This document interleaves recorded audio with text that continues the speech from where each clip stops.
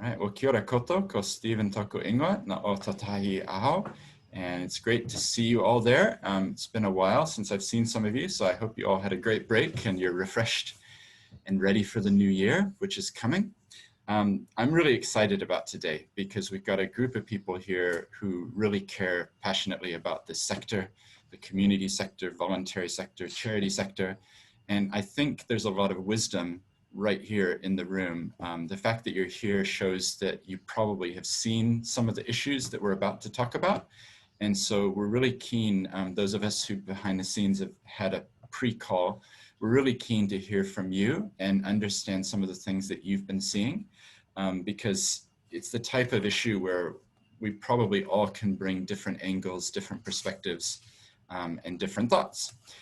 So what we're going to be doing is I sent out that agenda in the email, and we're just going to run through, here's some perspectives from some different people, hear about some of the situations that practically people are facing, but then also open it up. And the way we're going to do that is having a couple breakout rooms, and I'll appoint one of you in each of the breakout rooms to then report back some of the themes that come out in the discussion.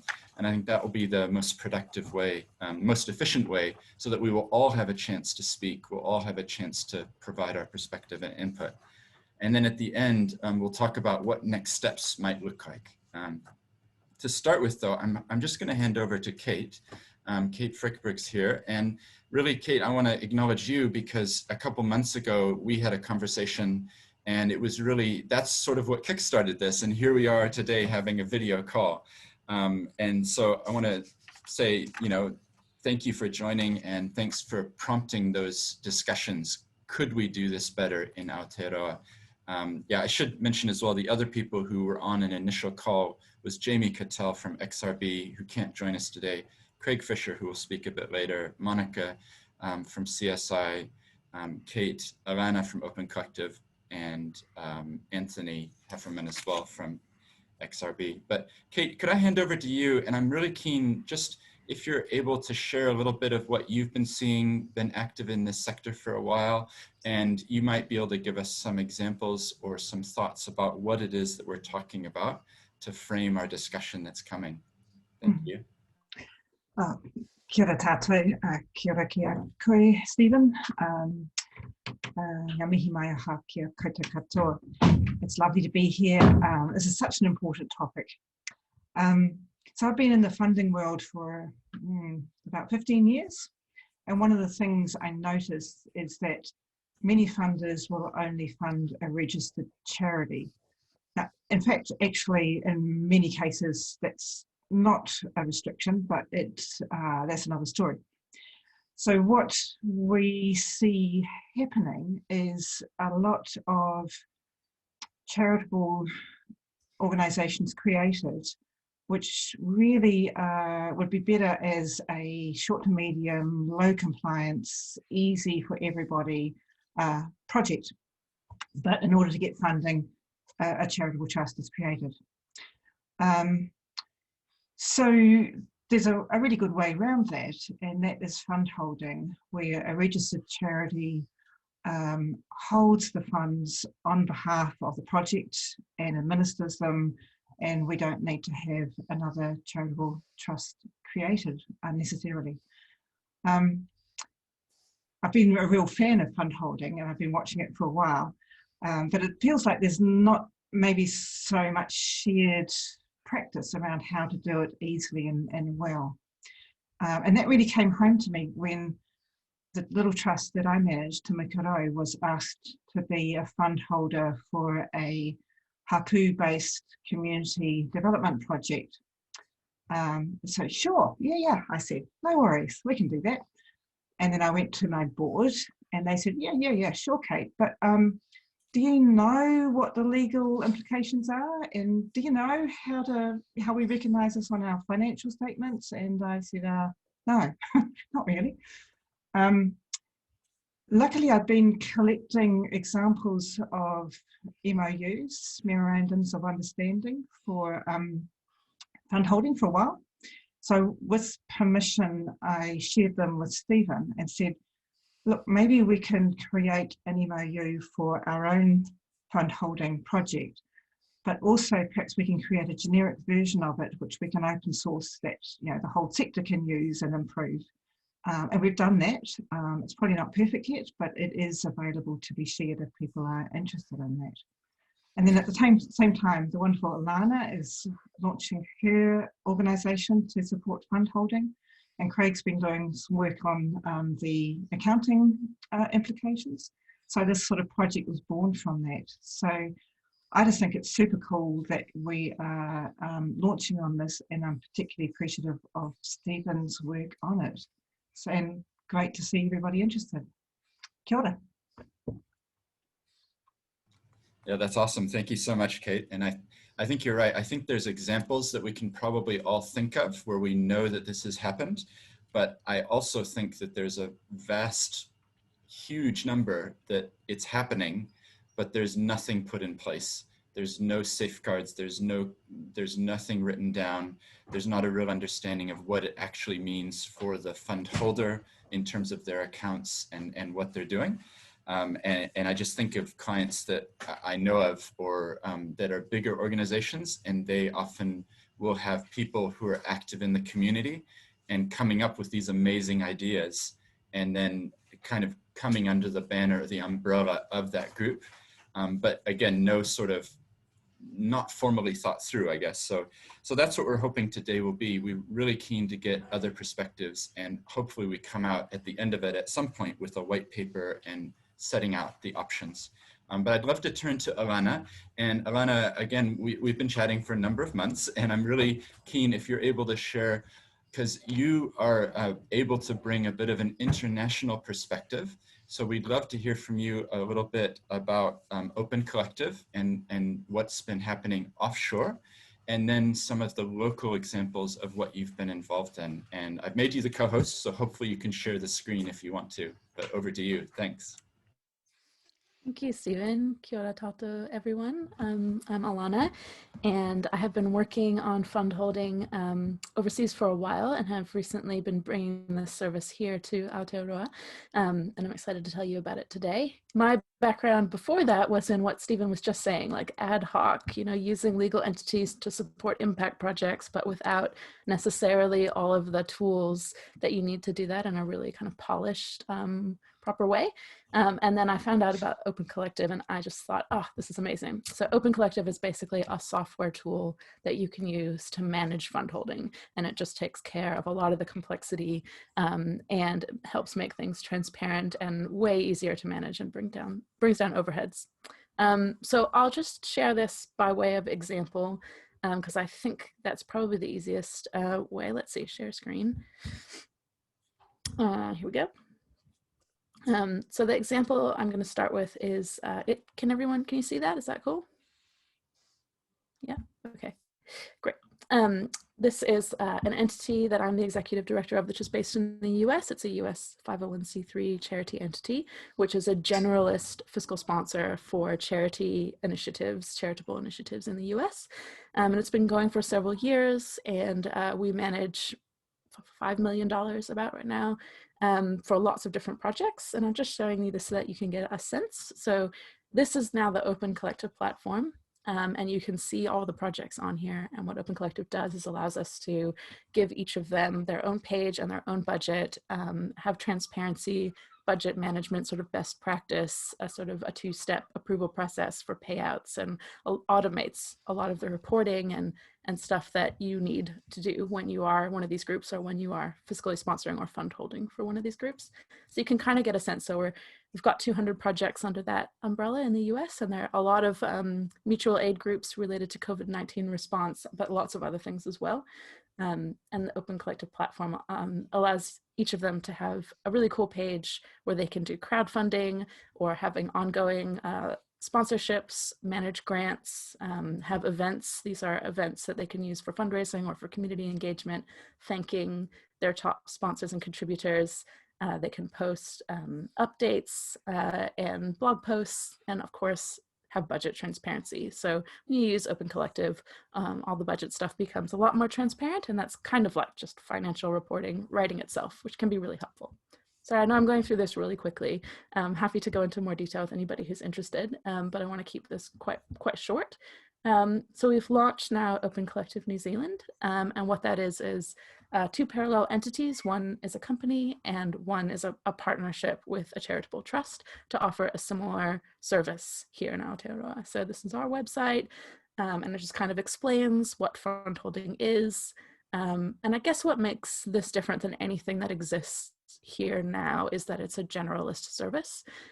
So we have partnered up with the Gift Trust, who is an amazing charitable trust, which has a very broad charitable mission because they are a donor advised fund and can support pretty much any charitable mission allowed in New Zealand. And Cheryl, who is the CE of the Gift Trust, is on this call today. So it'd be great to connect with her as well. But in partnership, we've launched the Gift Collective. And so it's just started just at the beginning of this year. We've only onboarded a couple of groups so far, but we've had a really good response, especially from Maori groups. And that's been really exciting to see. And we've got many more inquiries in the works for groups. So this is, for example, Te Waiwaka is a Matauranga Māori educational initiative. They write books and do workshops. Happen Films is a documentary filmmaking group who is currently making a documentary about Common Unity Project in the Wellington region, so social impact documentaries. And then just a quick peek, if you are a organization who wants to do fund holding for groups, you can plug the Open Collective platform into your own bank account, your own entity, and use it to manage fund holding. And so you get a dashboard like this, and it allows you to manage all the expenses, and it plugs into you can do payouts through bank transfer and PayPal, and it's all plugged in here, and it just makes the admin a lot easier. So my hope for this is to just make fund holding in general a lot more accessible and affordable and clear here in New Zealand, and also to provide this as a tool for any organizations who want to do fund holding to make your job easier, and also to complement really well the kind of legal and accounting and other best practice that the other experts on this call will be addressing, because Open Collective platform will do a lot to help with your operations, but it's not going to answer, you know, all of your tax questions and stuff like that. So we really need to work together, I think, to get some best practice going for fund holding. Thanks, everyone.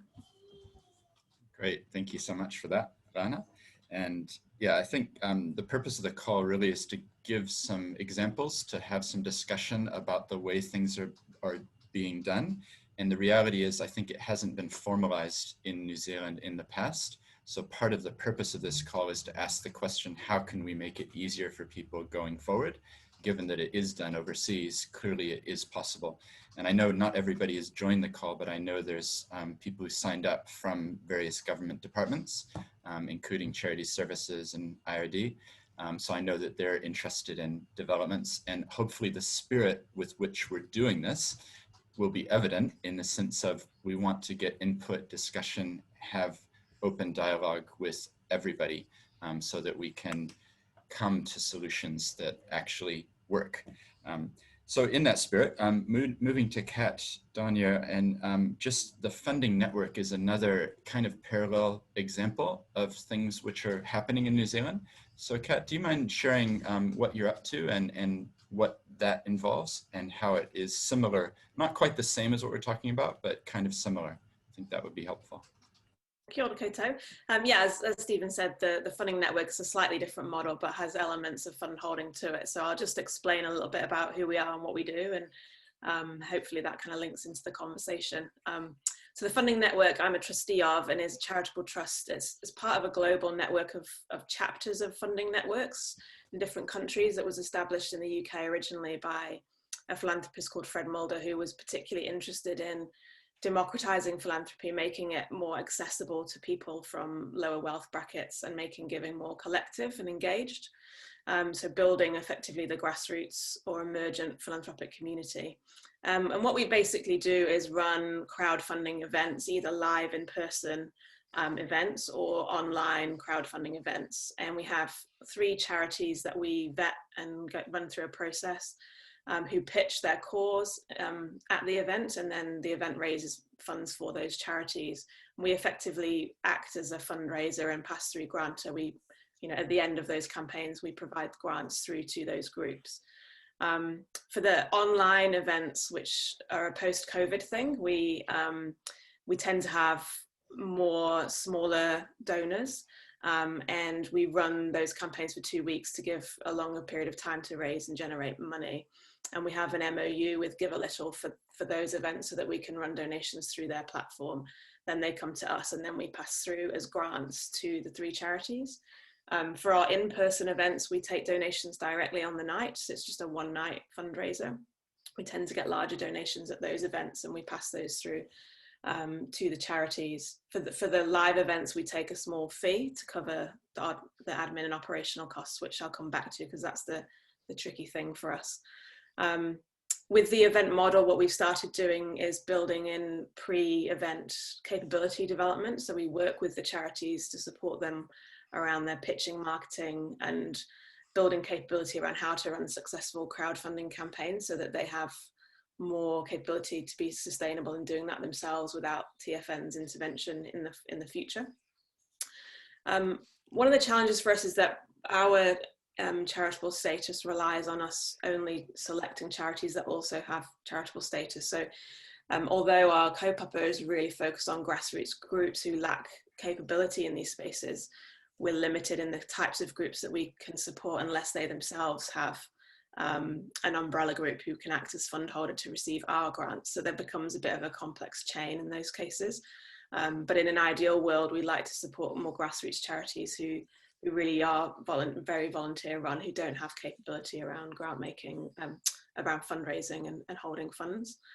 So as I say, our partnership with Give a Little is particularly helpful. It gives us a platform for accepting donations, but it also gives us relationship with Perpetual Guardian, and we've used that to start exploring match funding models. So we've supported our charity pitchers to apply for grant funding through other trusts and foundations, and we use that as match funding to incentivize the events. So for example, if we had a $5,000 grant from a Perpetual Guardian fund or from Foundation North, who've supported one of our past events, we can use that as leverage at the event to encourage further donations. So $5,000 to generate $5,000 of direct donations.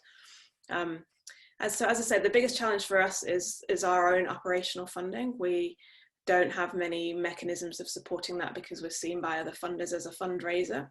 So we pretty much rely on corporate sponsorship. So yeah, corporates and businesses who are interested in philanthropy and in supporting generosity and supporting grassroots groups who get the TFN model tend to support us.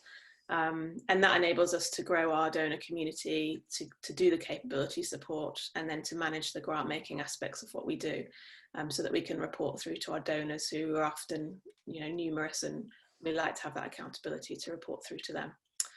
So yeah, very swift overview of our model, but I think shows some of the kind of issues and complexities of fund holding, I think. Yeah, that's great. And that's exactly why I asked you to speak, because it sounds so simple, but then once you get into it, there's always layers, isn't there? So I really appreciate your sharing.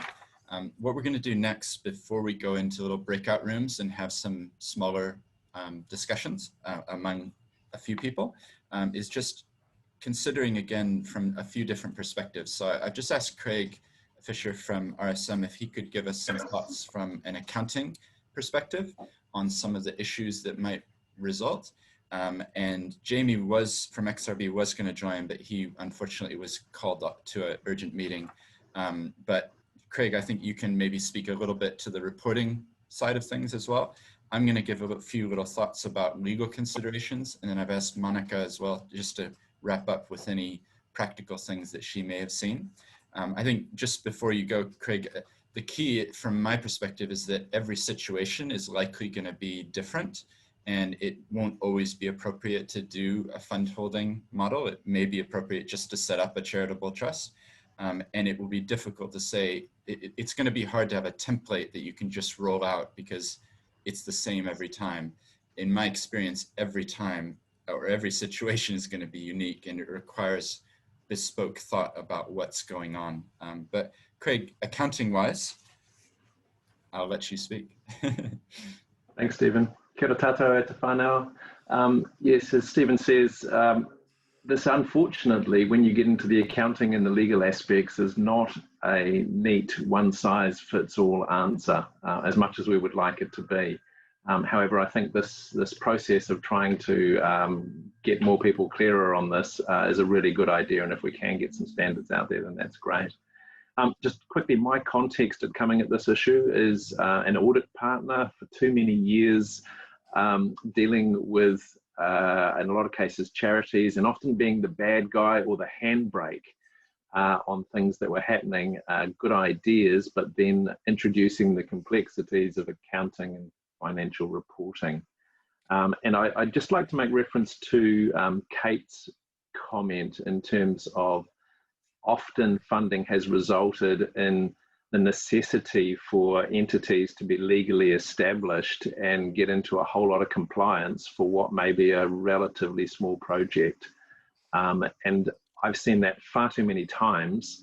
And what you generally see flowing on from that then is a lot of non-compliance, because maybe we've set up a charity and then we're not reporting as we should be as a charity in terms of financial reporting. And more tragically than that, people getting burnt out by compliance and dealing with stuff that they didn't sign up for. They signed up for the mahi of what the charity does. That's what the driver is, not, okay, how do we account for this and who do I have to report to? So if we can do anything here to avoid unnecessary entity setup, that's great.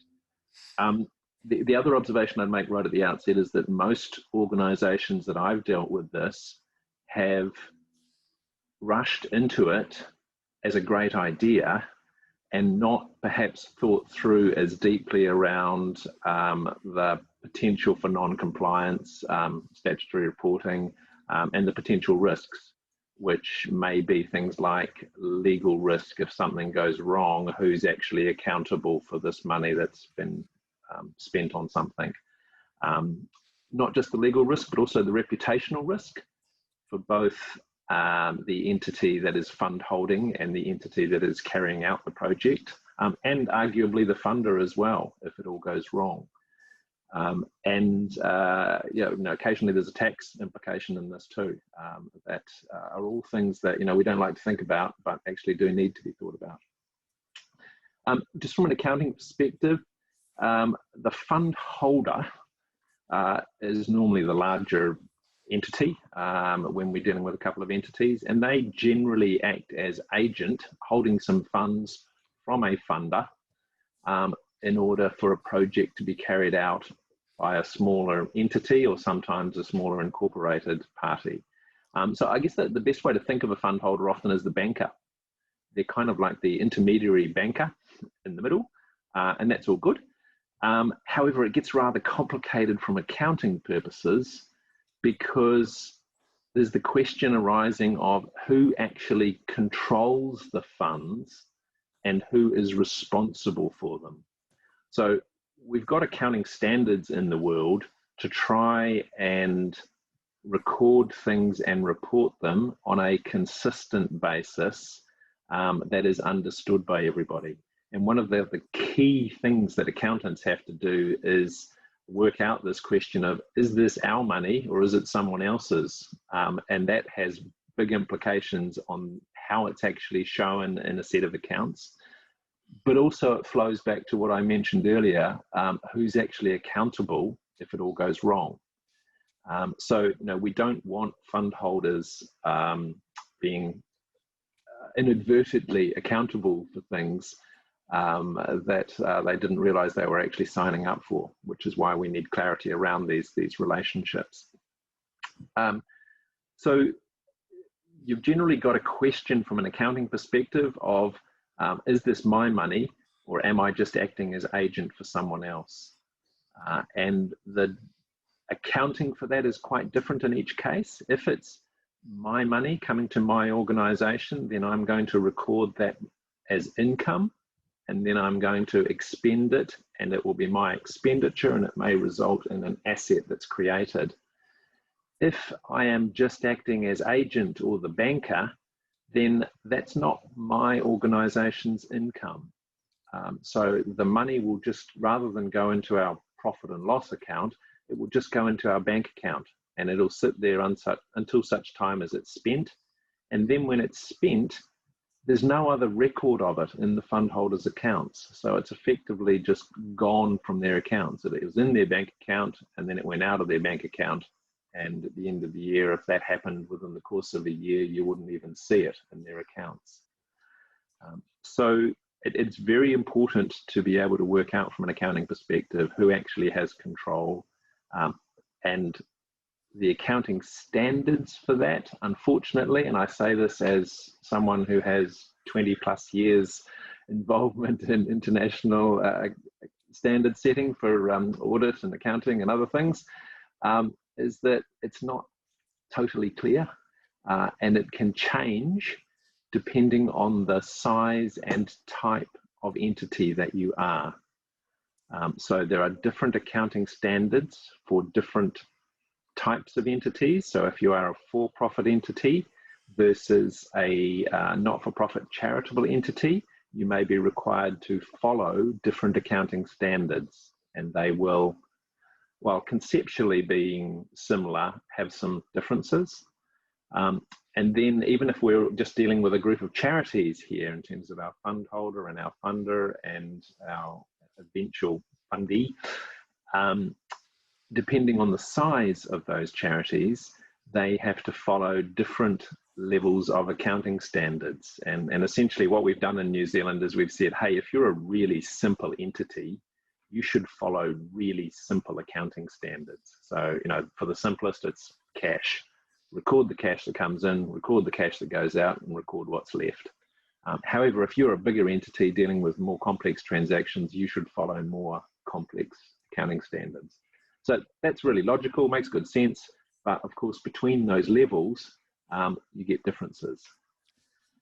So that's the accounting piece. Now, Stephen's also asked me to be Jamie, which you just have to imagine now someone much younger, probably better looking, and who really knows accounting stuff in detail, because Jamie works for the External Reporting Board, which is our peak body in New Zealand on accounting standards.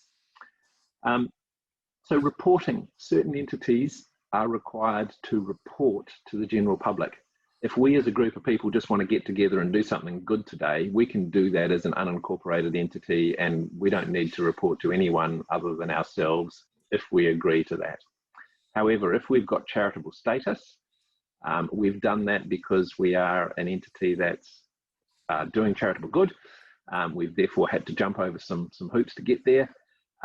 And one of those, I guess, quid pro quos of charitable status, because you get a beneficial tax status, and you also get the benefit of credibility as being a recognised charity. One of the quid pro quos of having those benefits is public reporting, that the public should be able to see your financial reporting and what you're doing.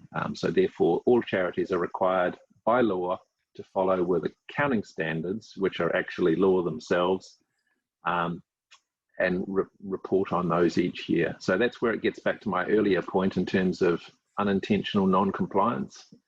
You know, if these things aren't handled correctly, then technically entities are breaking the law.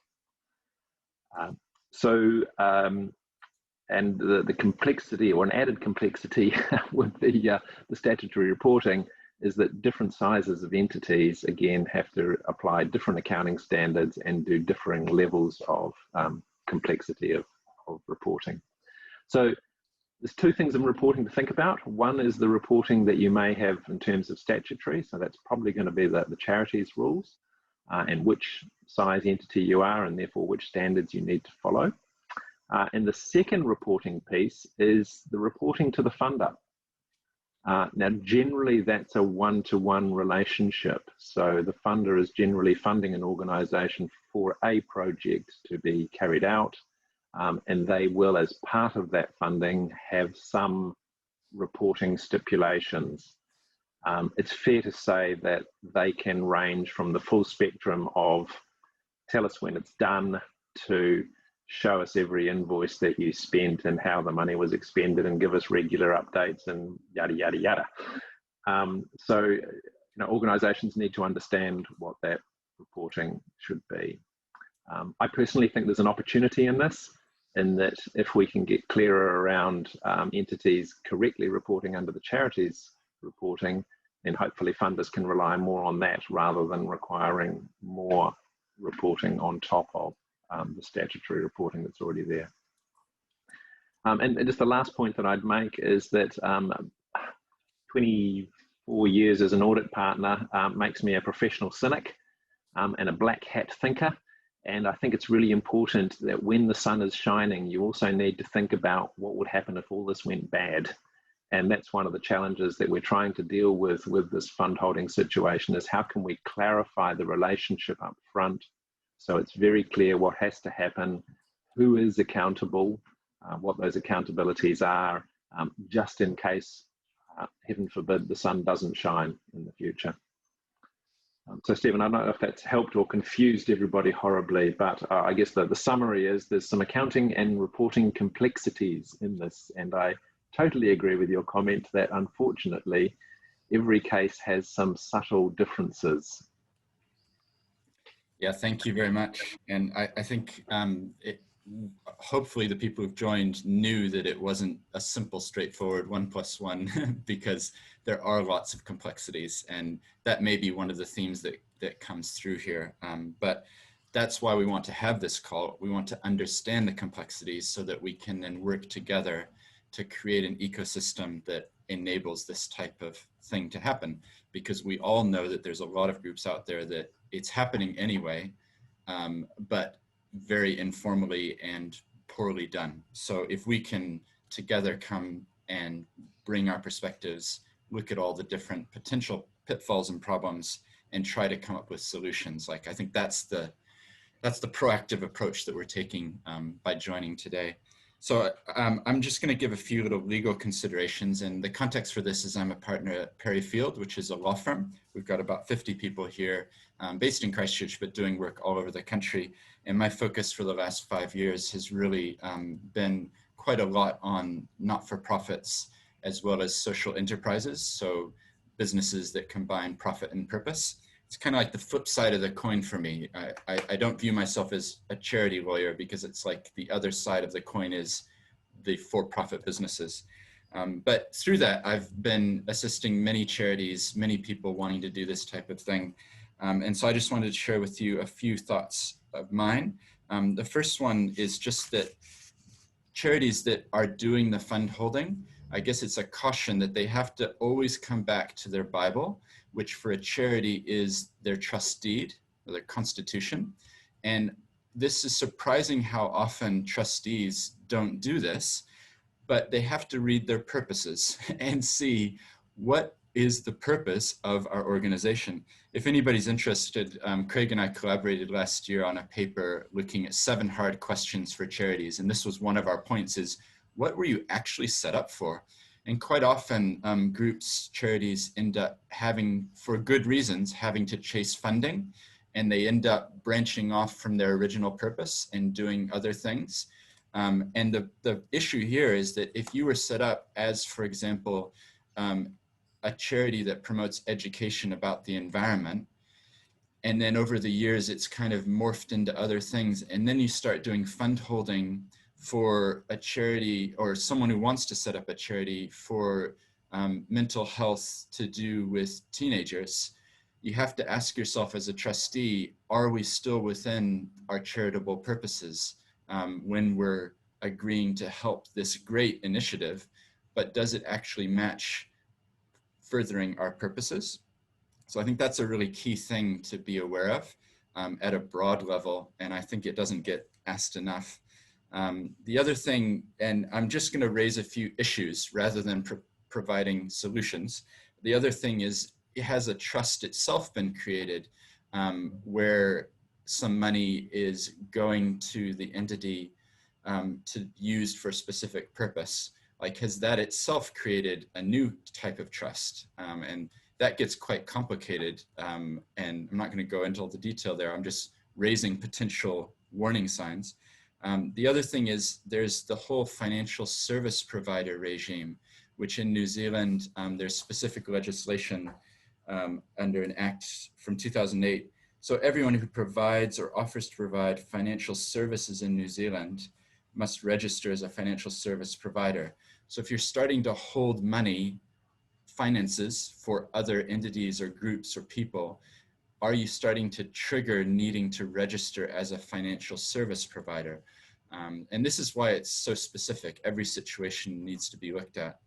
And then the final key thing for me is, will there be some, and Craig hinted at this, is there some agreement about what happens if things go wrong? How are we going to deal with it? Who's going to take out insurance? Who's going to own the intellectual property that's created?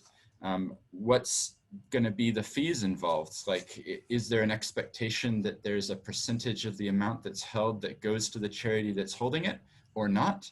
Sometimes it's clear on one side and the other side didn't expect there to be fees. It's just a goodwill thing. So getting those sorts of things clear is really important, because as we know, things don't always go the way you plan at the beginning.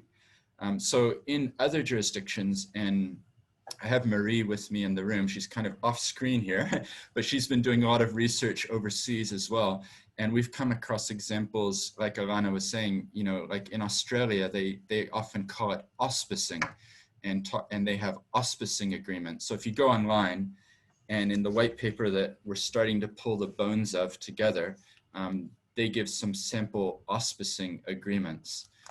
So that covers this type of issue. It's just being clear between the parties, who's doing what, how will funds be released, when will that happen, what's the trigger, you know, where are the bank accounts, that type of thing.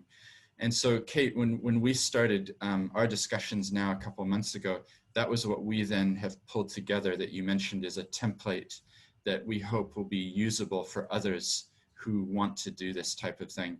But as you pointed out, and I view any legal document as always capable of improvement. They're organic and living. So yeah, so those are some of the legal things I think you need to think about. Just before we go into our subgroups, Monica, did you have any thoughts? So you're at Center for Social Impact. Just keen to hear from you as a final independent other voice, with any other thoughts about maybe anything we haven't covered yet. Well, kia ora koutou. Thank you, Stephen. I can talk about it from a real practical point of view. So a few months ago, for both practical and strategic reasons, a program CSI is the backbone entity for, wanted to enter an agreement with a group of collective funders through a fund holding entity to CSI as the backbone delivery arm. So I contacted Stephen saying, look, have you got a template? And Stephen said, wow, I've just been aware of the work Kate was doing, and contacted Kate, spoke to her about it, and she made it available to us. So that was my very first practical tip on all of this. Get a good template that's already been tested sort of through different eyes, including legal eyes. We then adapted it. And again, you have to make sure you've got some budget and time for the legal adaptation and checking for the different parties. These are really practical things. The timing of board sign-off processes, you know, each entity has a different timing. You have to, you know, understand that, line the respective agreements up so that they are signed in a chronological order. So there's a synchronizing of signing of agreements in order of the flow of the money. I actually did a diagram in the end because people just weren't getting what I was trying to explain. A diagram paints 1,000 words, and honestly, it was like 3 little boxes, and I did little lines that showed the flow of money and the show of accountability, and people got it. It really sped up the conversations. Being really clear around the relationships with the funder, the fund holding entity, and the delivery arm. And we had joint Zoom meetings to agree the milestones and agree the flow of money and timing of money. Expect a lag before the first payment comes through, so you've got to look at your cash flow for the you know, that when the agreement's getting signed. I was getting a bit nervous because all of this flow of agreements finally got signed off about 10 days ago, and we'd set up interviewing for the program manager yesterday and today, so I was on the phone quite a bit because I didn't want to commit any resource without knowing everything had been signed off. And having an upfront discussion around what is and isn't confidential. You know, you might be surprised across the parties where there is considered commercial sensitivity or some other sensitivity that you may think is absolutely fine to talk about, but actually isn't for some of the other parties. What's being touched upon, is there a fee, a percentage-based fee of the overall revenue for the fund holder, or, you know, is there a fee or not, and how is that going to get calculated, and how is that going to be accounted for in regards to the overall grant or funds or contract money? And, you know, there needs to be trust across the parties. It's absolutely fundamental. And I think you need to have an idea of the different entities' appetite for risk and experience in doing this. And you have to work to other people's time frames. So, yeah, so they were my key pertinent recent lessons and insights.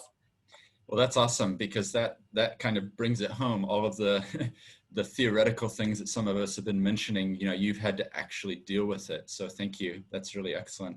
What we're going to do now is just split up into, I think there's about 20 of us. So I'm just going to put us into 4 different breakout rooms. So it'll be about 4 or 5 of you in each. And what I'd ask is if you could appoint one of you to report back. I'm conscious of time and some may need to drop off and everything, and that's completely fine. But if you could have one person who's appointed to take some notes and report back, because I would love to capture the wisdom and the thoughts that each of you are going to be able to share in the breakout rooms. So if you could do that, that would be awesome. Some of you may need to leave, I'm conscious of that. So one of the things is I mentioned this white paper, which actually does exist as a document. So I'm going to send that around on the basis that all of you will be able to add more value to it. And it's something that we can co-create.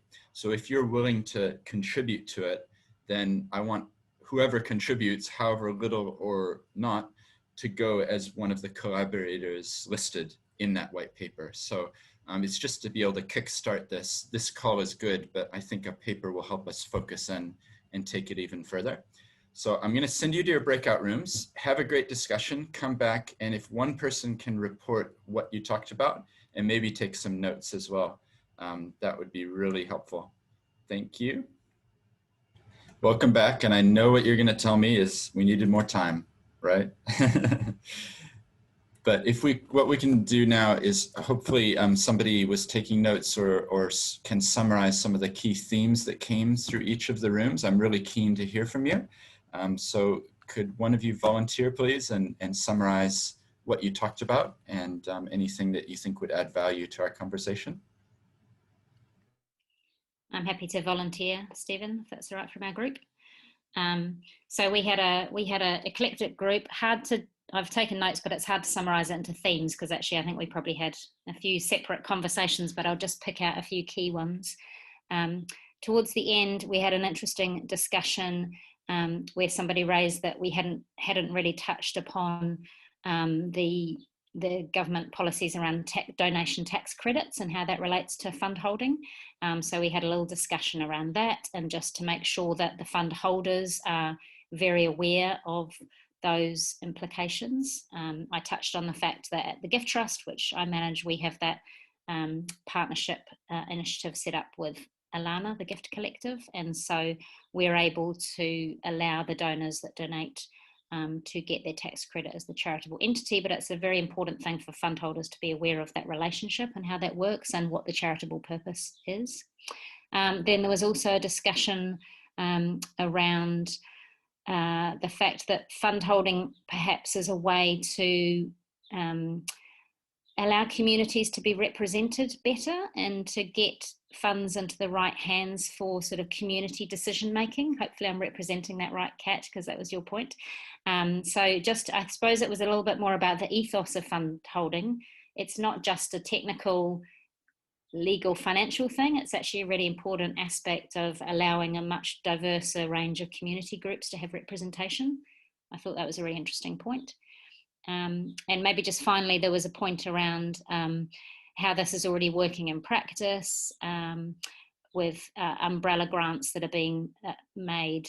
This was a Foundation North example, and the fact that when Foundation North makes grants to these umbrella bodies, sometimes it has unintended consequences around reporting requirements, and that's perhaps just something to be aware of, how stringent we are on reporting requirements. I think that was it. Thanks. That's great. Thanks for the summary. That's awesome. Anybody else? Happy to, Stephen. So my group talked about a number of things, and just to sort of sum up the main themes, one was around IP ownership and the importance of clarity in terms of if there is IP being built as part of the project, where that actually should reside. And Alanna's great point on that in terms of that needs to be clarified up front. The challenge of a charity and a non-charity relationship, and the ability to trip over the charity's purposes in that, in terms of a lot of charities are not able to divest their assets or assets that they're holding to non-charities. So concern around that particular issue. Where collectives are involved, and Monica had a great example of a collection of funders collectively funding the fund holder for a particular project, and the need to not underestimate the considerable relationship management that goes on, and the fact that you've got differing parties that'll have differing interests and different levels of attention to detail, and possibly different motivations, and just the concept of not assuming the motivations of others and assuming that they're all the same. So the point out of that was, whenever you've got this collective type relationship, you need to spend enough time actually getting clear on what you're doing and how you're doing it, and it has to be, everyone has to want it in order for it to be successful. Otherwise you're pushing it uphill a bit much. And then the last point I picked up, and apologies to my group if I didn't get everything, was appetite to risk versus the desire to collaborate, and that these may be different again between different parties. So the appetite to risk can be challenging if you've got very different appetites in different organisations, which might be an indication of different sophistications of different organisations. So I think that was kind of us. Thank you. Good discussion.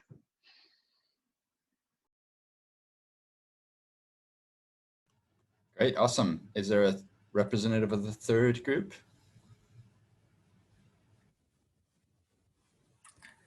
I can go from our group. I think I might have been group 4, but yeah, great discussion, and some similar themes.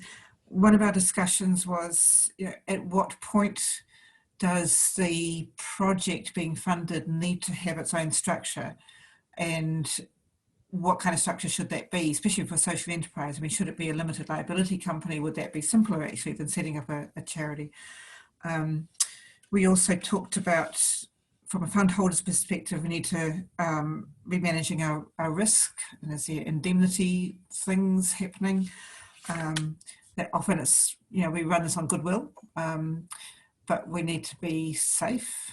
And I think also, it also needs to be easy for the project. So the last thing we want is for the fund holders and the funders' processes to make it really hard for the project.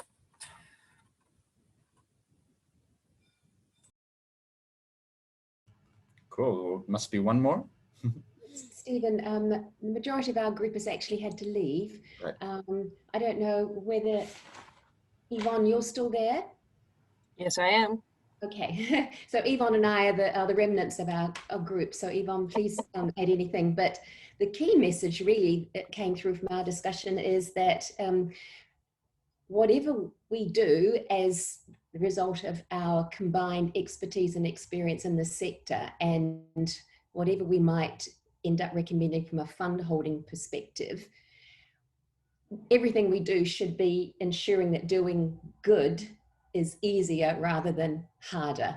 And that's kind of where we got to it, particularly after Sue Barker's contribution to the discussion. And so really, rather than adding any other detail, I think that was our key message. Fund holding is one way that we can make doing good easier. That's great. Yeah, I agree. There's certain foundational things that we want to get right. And I'm hoping that the people who are watching this later, because I know several of them couldn't be here for the discussion, but I hope that the sense and the tone of what we're doing here is we're actually trying to make the environment better. And I'm sure that there will be things that can be pointed out about the complexities and difficulties. But if we can come together and work together, then I think we will be able to come up with solutions. So, yeah. Well, it's been a great session, and thank you everybody who's stuck around for the whole thing. And what I'm going to do is type up some notes of what we've talked about. But as I said, we've also recorded it, so we're going to put it up as a video so that you can then share it with other people if you wanted to. Yeah, I know that there were a number of people, even in the private messaging to me, they had to leave early, but they said, I'm going to watch the rest later. So that's the first thing. The second thing is that we have been working, and I'm going to move this over so Marie can be here as well. Marie's been doing a great job. She's here over the summer, and she's been helping me do some research. Couldn't have done it without her, but we do have the bones of a white paper, like it's an actual thing. So what we're going to do is circulate that to the group that was on this call. And the aim here is really, you know, I think the future is about collaboration, working together rather than having any one group or person being the knowledge source of everything. So I think you get the sense of what we're trying to do here. Would welcome your feedback, your thoughts. What did we miss? What have we not covered? How should we describe things better? With the intention that this white paper can evolve, and then it can actually be a useful tool that we then distribute and share with our networks and others to do exactly what Carolyn said, make it easier for people to do the good work and to do the mahi that we know needs to be done. So that's kind of the intention. Yeah, I guess to finish off, I want to say, the one other thing is I have been doing calls every month or so with people interested in this type of thing. So if you haven't been a part of those and you're interested, feel free to let me know. There's about, I think getting close to 300 people on that email list, but about 20, 25 or so join each time. And it's a chance just to hear from what's going on in the sector. So you're welcome to join that. Just drop me an email. And yeah, thank you particularly to the people who spoke today. And we had a call, I think it was in late November, December, and said, yes, let's do this. So particularly Jamie, who's not on the call, but really helped, Craig, Kate, Alanna, and also to Kat and to Monica, and actually everybody who's contributed in some way. I'm sure you all had a chance to do that in the breakout. Big thank you to Stephen, who provided so much of the convening energy here, and just really appreciate pulling us together, Stephen. Kia ora. Oh, no problem. Yeah. Cool. Well, have a great rest of your days, and hope you all have good weekends. And thanks again. I'm sure we'll all be in touch. Cheers.